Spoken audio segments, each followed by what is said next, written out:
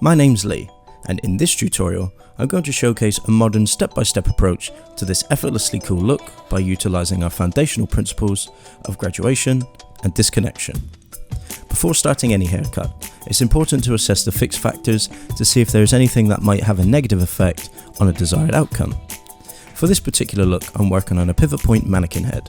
These mannequin heads come with very balanced growth patterns, hairlines and hair density, so I don't have too much to worry about. I started this process with warm water and conditioner at the basin to soften the hair and ensure even dampness. Next, I'm going to decide my zone pattern, which will dictate the overall shape development throughout the haircut. Firstly, I'm going to find the natural parting through the centre of the head, which divides it from side to side. Next, I'm going to divide front from back by finding the highest point of the head to just behind the ear.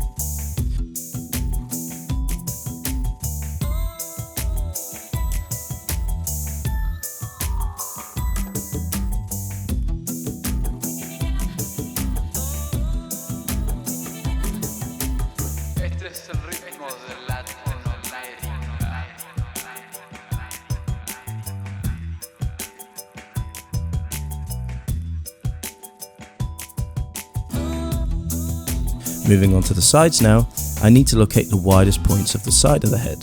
To do this, I place my comb on the scalp and allow it to move with the rounding of the head.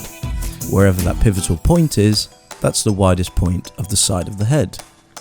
In this instance, I don't want the side panels to take away too much density from the top panel, so it's important for me to get the sizing of this zone correct. Too big, and I risk taking hair from the top, leaving me with thinness in the curtains.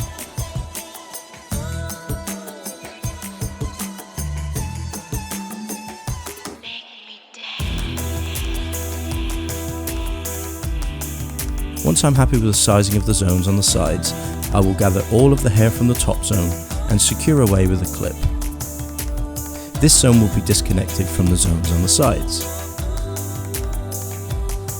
To complete the zone pattern, I'm going to create a deep V shape that runs from the corners of the zones at the top to just above the widest point of the back of the head, which in this case is the occipital bone. I'm choosing to create this V section because I want to have full control of the shape in this area of the head. For maximum accuracy when creating the shape of this zone, it's important to establish the start and end point of the section lines. Once you have that, it's just a case of connecting the 2 points together.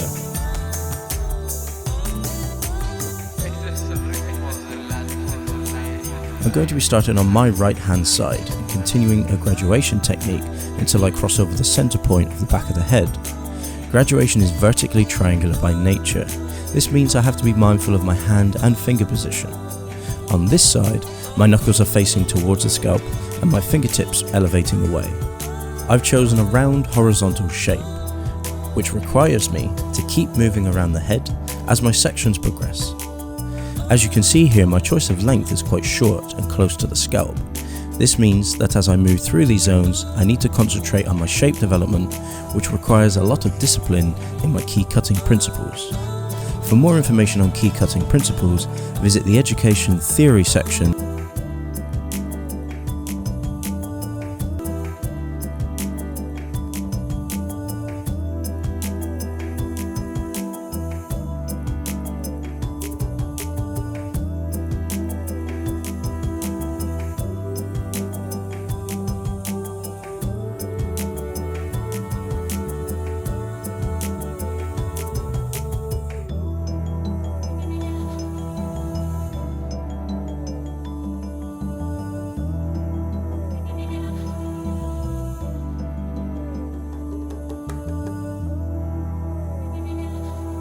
Now that I've crossed over the centre back, it's time to repeat the process on the other side.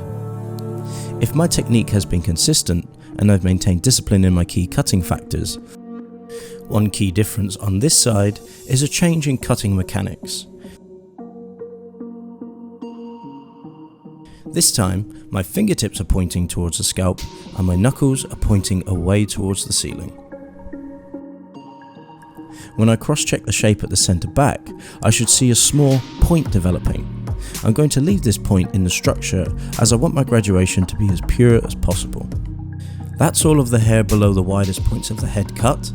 Now before I cut any more hair, I'm going to blow dry these zones to assess the shape development and see how they're going to sit so I can make some adjustments if needed.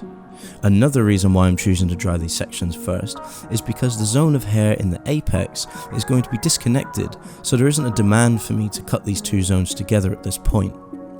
To style these zones, I'm choosing to use my Dyson Supersonic with a concentrator attachment and a large paddle brush. I'm using a medium speed and a medium heat, and with the paddle brush, I'm wrap drying the hair to ensure the hair is compact and sitting closely to the head. This hair type can be prone to spiking out, and I want to ensure a smoother and more polished finish. Once I'm happy with the finish of these zones, I will go ahead and switch my Supersonic to a cool setting to reset the hydrogen bonds and close the cuticle layer. I've decided to make some refinements on the back and side panels before moving on, so that I can get a better overall feel for the end result of the look. Starting on the sides, I'm going to use a scissor-over-comb technique to refine the shape and further add to the graduation. A technique like this is very visual but still requires a level of discipline and points to pay attention to. I'm assessing the cutting line and softening and reducing any areas which need some extra attention. We rely on our initial cutting techniques and methodology to get 80% of the haircut complete. The last 20% is spent in a refinery stage, which adds the finishing touches to our looks. Around the ear line, I'm using a shallow point cutting technique to further refine and soften the shape. Again, this is a very visual process which may take some time to develop an eye for and is open to interpretation. I'm going to get a little bit creative throughout the neckline here and add a modern twist to this look by creating a geometric hairline. Again, this is down to interpretation and can be left natural if that is the desired result.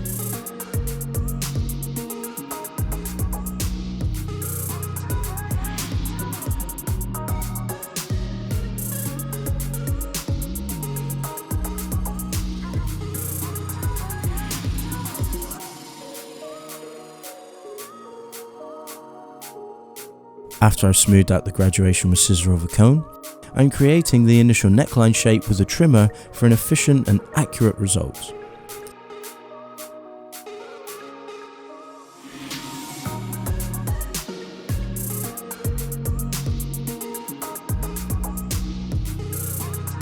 Once I'm happy with the initial shape of the neckline, I'm going to go ahead and refine further with a point cutting technique to bring balance to the density of the line. Be sure to spend some time here refining and repeat on all hairlines until you have reached your desired result. Moving on now, it's time to release a section in the crown area. I'm going to be cutting this zone with a razor for a soft and fluid result. I'm also going to be using square horizontal section lines. This is because I want the hair in the top zones to progressively get longer towards the front of the head, so this square shape will create a connection point, and as it falls on a round cutting surface, it will allow for a progression of length towards the front. This is where the disconnection will begin and start the curtains. I'm using over direction to create a vertically triangular shape, which is an extension of the graduation. I'm also using a more open movement with the razor to ensure a soft finish on the edges.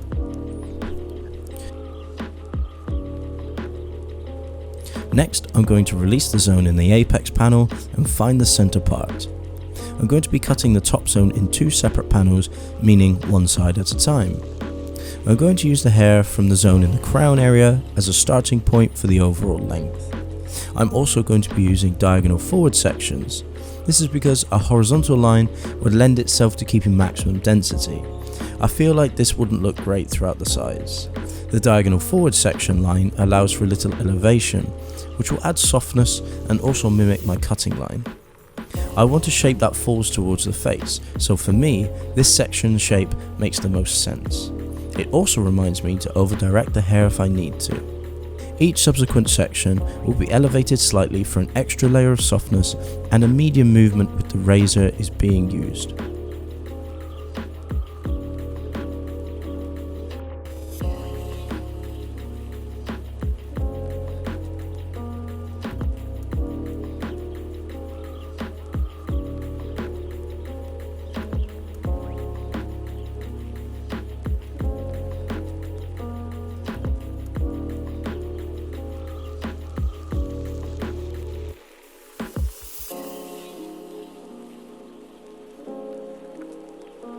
Repeat this process on the other side.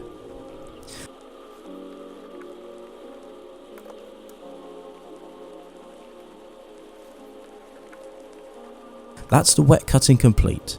It's now time to finish the styling process. My product of choice for the sections on the top is a Motion Matte Styling Balm. I'm applying a small amount from roots to tips and distributing through the hair with a wide tooth comb. I'm also going to bring a modern twist to this look by using a hairband to hold the hair in place. The hairband will hold the hair in close to the head while allowing me to add movement to wherever I see fit. In this case, I want to flick out the ends and accentuate the shape throughout the top. Next, I will encourage the shape to dry with my Dyson Supersonic and a diffuser attachment. I've got the Supersonic set to a low speed and a low heat to encourage the hair to get to roughly 60% dry. I'm using my hands here to further encourage flicks and movement throughout the ends. Once I've reached the 60 to 70% dry mark, I will take the headband off, switch the Supersonic to a cool setting and further refine the hair with my hands. So there we have it, a modern take on a 90s classic curtain hairstyle. Thanks for watching.